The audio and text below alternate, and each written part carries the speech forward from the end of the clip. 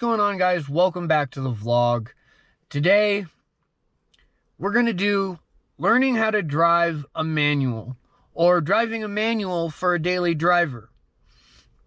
I know a lot of you may be worried about getting a Challenger and a manual, and how heavy is the clutch, how hard is it to drive, are you gonna stall the car a lot, those types of questions, which I also had. I was not an experienced manual driver until I got this car. I'm still not an experienced manual driver, but I don't stall the car out.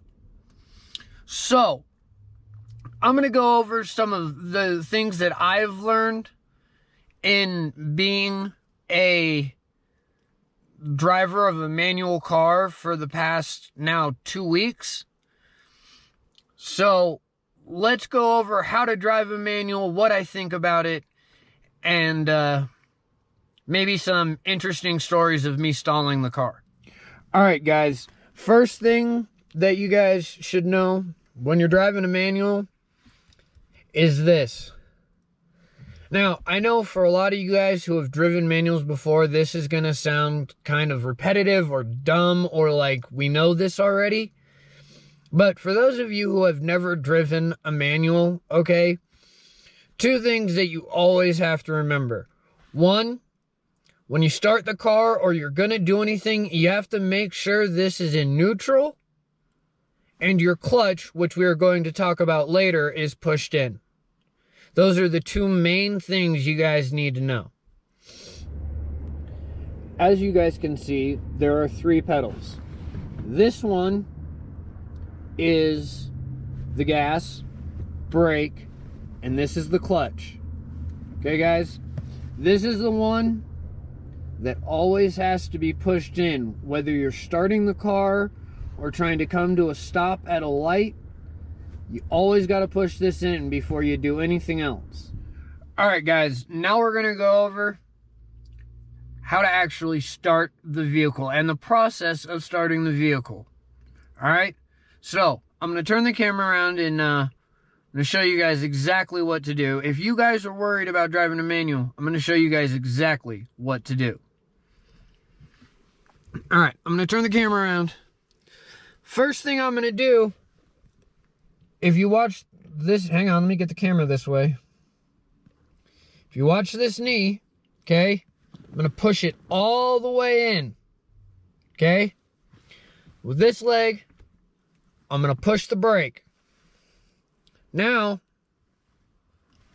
over here, there's a start button, okay? I'm going to push it and hold it because I already know my shifter is in neutral. All right, now we're started. All right, guys, the car is alive. I can let out the clutch now because I know it's in neutral, all right? Now, I have my e-brake applied, okay? And so that's what's holding me. So I can let off the brake and just let it run normally, and I don't have any problems. Now, if I want to start and take off, okay, here's what I got to do, okay? I have to, hang on, let me get the camera there. Okay, here's what I'm gonna have to do, guys.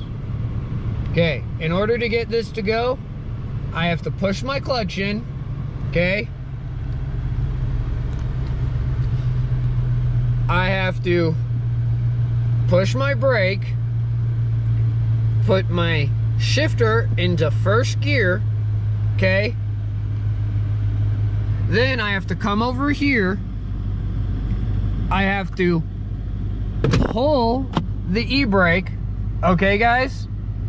So now we are ready to go, all right? Now we are ready to start moving, okay, guys? Now, when you're ready to start going, okay, as slowly as possible until you feel the car start rolling forward, as slowly as possible, you're gonna let off the clutch little by little until you feel the car start to roll forward. It's gonna start rolling, give it a little bit of gas, and you're off. we're just gonna go in a circle here, guys. See? Not a big deal. Not super high RPMs, right? I'm in first gear. Okay? We're going around. Super clean. All right, now we're gonna pull back into the parking space facing the other way, guys. Okay? So we're gonna push in our clutch. We're gonna press our brake a little bit, make sure we don't scrape anything.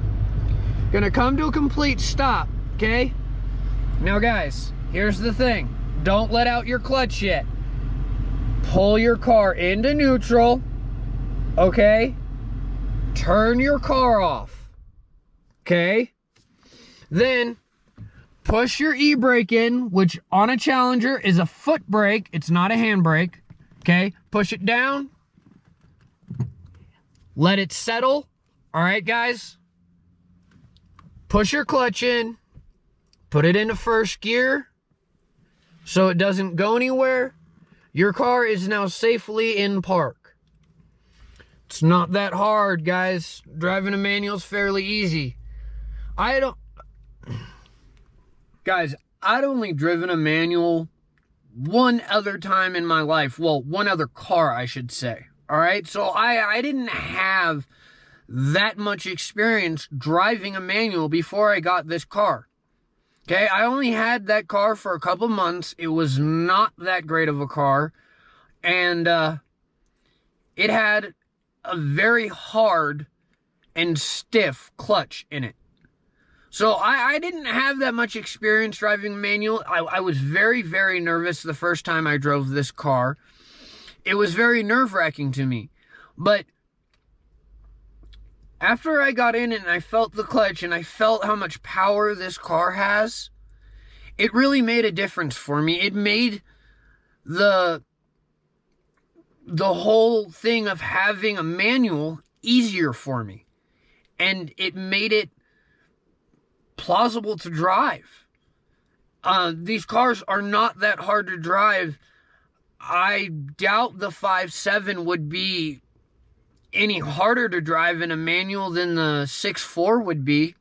So, guys, if you guys are worried about driving a manual because maybe you've never driven one or you haven't driven one in a long time, I've got to say, I don't have much experience on many different kinds of manual transmissions. Okay, so I wouldn't really know. But I can speak for this one, and I can say that this is a pretty smooth transmission. And I've heard some other guys talking about it likes to skip shift. Okay? Maybe it's my year and it doesn't have that, or I have never revved my RPMs up high enough for it to actually want to skip shift, because personally, I've never experienced it in any way, so I haven't had any problems with the skip shift. Then again, I don't get my RPMs up super high when I'm shifting. I try to drive relatively normal, considering I live in a small town and, well, there's cops everywhere. Reverse in a manual, guys. This is something that in a lot of cars can be different, okay? In every car it could be different. Reverse could be in a multitude of places, all right? So this is something that if you guys are first-time manual drivers, you guys need to check where reverse is before you take off and not just assume it's in the same place as your friend's car or somebody that you know. Okay, in a Dodge Challenger, guys, reverse is all the way over and up. All right? I am now in reverse gear. Okay? For some of them, it can be all the way over and down. For others, it can be all the way the other way and up, which would be, for me, first gear. Some of them are all the way over and down, which for me would be second gear. So, I mean, it all depends on your transmission, and I think it can also depend on how many gears you have, depends on the formation of your shift pattern. All right? Because I know in some higher end cars, first gear, that's first. I know in some other ones, in some that are across the, I think some GTRs have reverse down right here like that, which for me would be 6th gear. Okay, so I think it's all depends on the car that you have. But remember, guys, most cars that are stock are gonna have this right up here. All right, so you'll be able to see where reverse gear is. It's the farthest over and up. All right, so that is reverse gear.